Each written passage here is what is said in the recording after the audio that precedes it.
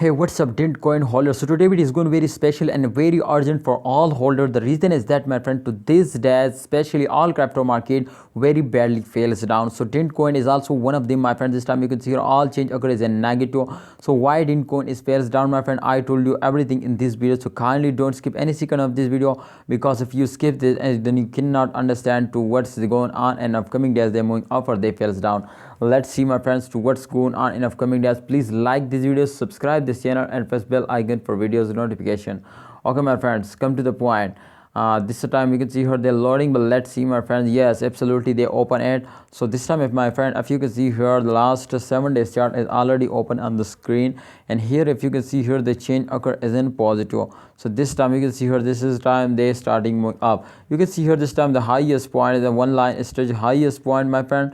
You can see here, okay, the second line touch the lowest point, my friend. So if you can see here, they take a long jump and they cannot cross the longest jump, my friend. So it's mean to they are fails down.